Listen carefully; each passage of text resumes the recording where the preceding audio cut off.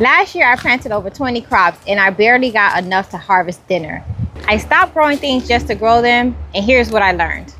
Hi, I'm Tony, and I am a mom of 4, and with a full-time job, it is very hard to get to the garden and waste time with things that are not growing. Everything has to earn its space.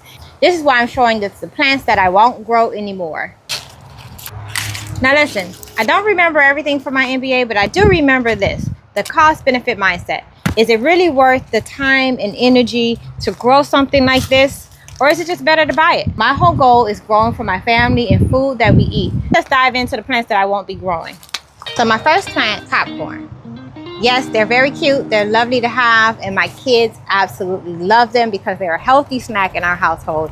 And it's a great thing to actually say you grew your own popcorn. Those things take up way too much space. They take too long, and you have to dry it out, and they have to be, you got to hang them up. There's just too much into it to just buy it. I'm sorry. Those are one of the things that I'm not doing no more. So what we will be adding or still growing is corn. As you see, we have corn behind us. Our kids love eating the corn right from the plant. And sometimes we can just pop them off and put them on the grill. Easy grow. They take little to no maintenance. And popcorn itself, they are a big attractor to aphids. They have so many of those little bugs on them. They're like best friends, especially after a hard rain. Too much work for me. No more popcorn. So again, mark my word. Again, don't judge me if you see it. Let's go. Cabbage. Again, yeah, it's a love thing. I love cabbage. I love cooking with them, especially in my Jamaican meals. They are a great side dish for me. However, and then legume, a Haitian meal. If you haven't heard of it, you're missing out. Legume, we use cabbage a lot. So I was so excited to grow cabbage, but they take up so much space and they're so finicky. You got to plant them at the right time. And bugs are their best friends as well.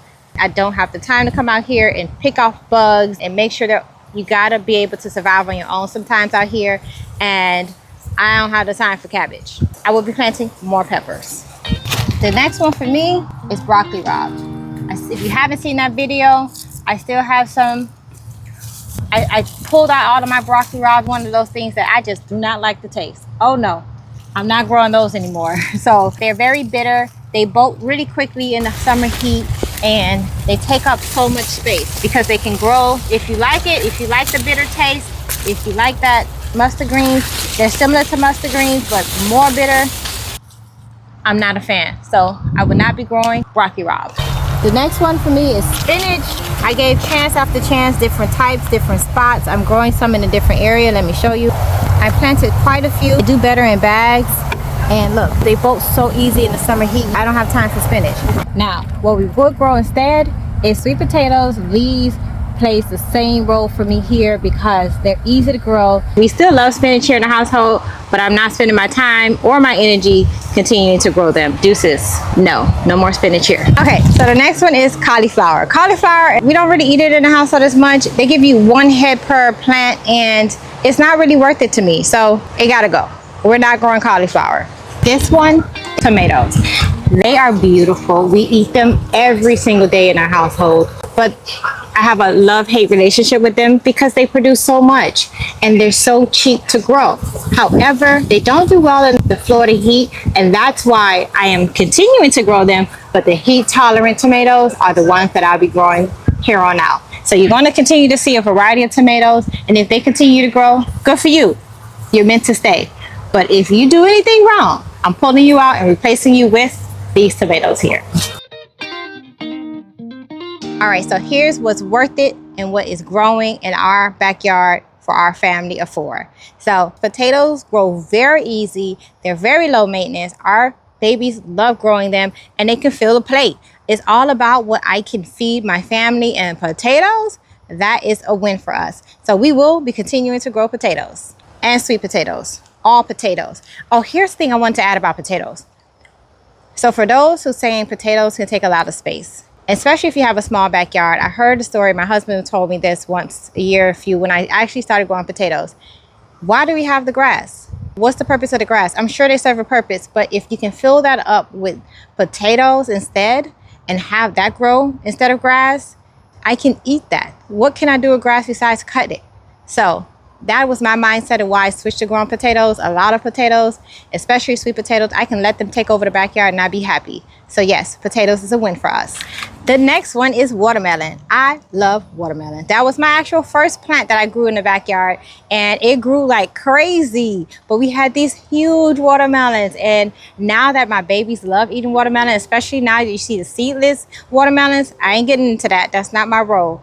And every time I grow a watermelon, I think about my father-in-law, who I recently lost, how much he loved watermelons, and he'll tell me, Tony, you grow those watermelons, and I will be doing so just for him. Carrots, I struggled for in the beginning, but I have several videos about carrots, and they are a quiet grower. They don't require much work. They do their thing. Make sure you thin them. I learned my lesson about that.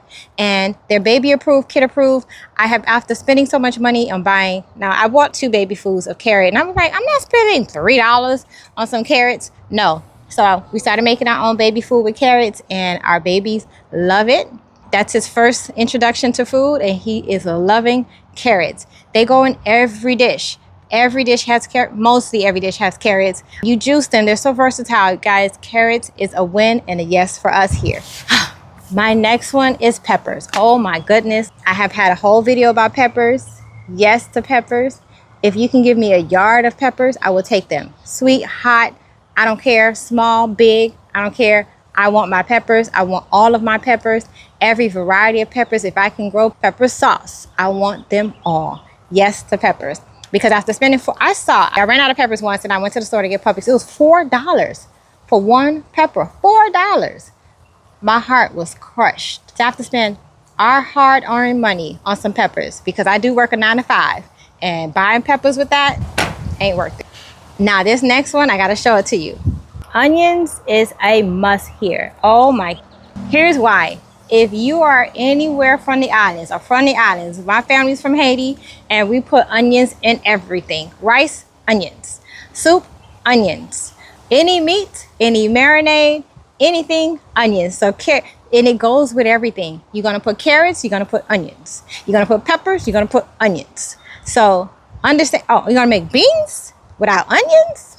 I don't know where, because in my family, in my house, what I grew up on, we put onions in basically every dish. So yes, we're growing onions, we're saving money, and we're growing onions. And they're pests. Oh, I have them in a bed with strawberries because they do great as a companion plant. They deter pests. That smell is so strong. They're so beautiful, guys. They're so easy to grow. I can go on and on about onions, but onions is a yes for me. Now this one is our greens. Kale and collard. Kale, because oh man, kale, that's my best friend, y'all. It has its locks like mine, and it requires no work. They continue to give to you. Season, you can continue to pick from them. We have them weekly for my morning shakes. I have them for sautés. They're just so beautiful, and they just sit there. You ain't gotta do nothing to it. You don't bother them, they don't bother you. Come on, you can't go wrong with kale. Collards, this is my first time growing collards this season, and I'm super excited about them. It took me some time, but once it got going, they were good. We eat them weekly here, and I put them with some turkey neck. I know you know. And we have some collard greens. Now these next 2 are fruit, pineapples. I cannot wait until our pineapples grow. They are so easy. You give them their water once a week, and they do their thing. They're so delicious, guys. I know they take a long time when they first, but once they get going, they're going to continue to give you fruit season after season.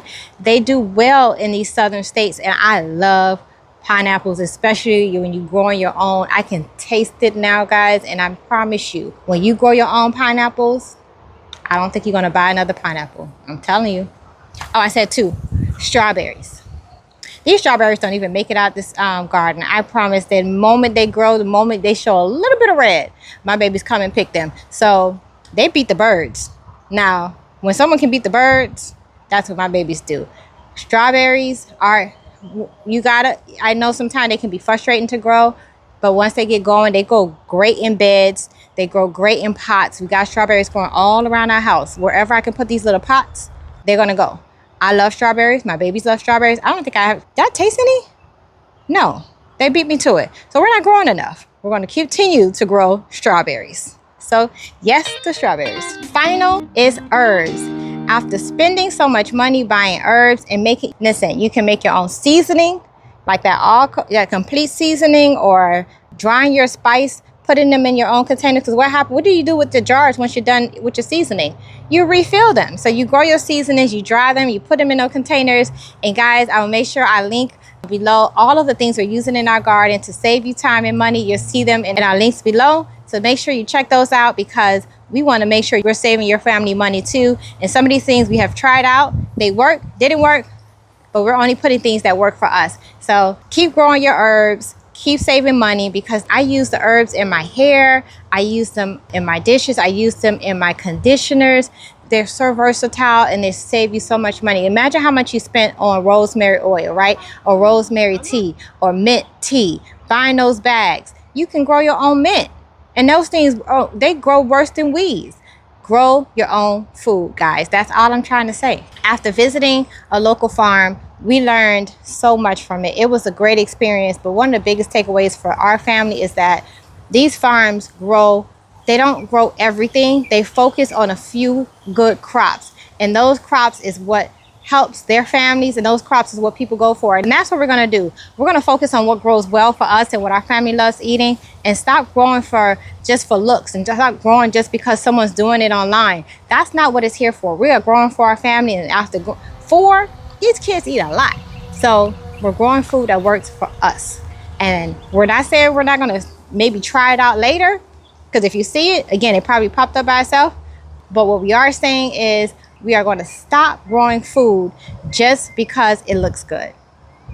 That's it. All right, guys, tell me in the comments what works for you and your family. What do you stop growing? Which plant you're getting the most produce from? Give us some ideas. What are you growing in your small space, in your backyard, or in containers? Love to hear it. Again, thanks for watching. Don't forget to like and subscribe for more.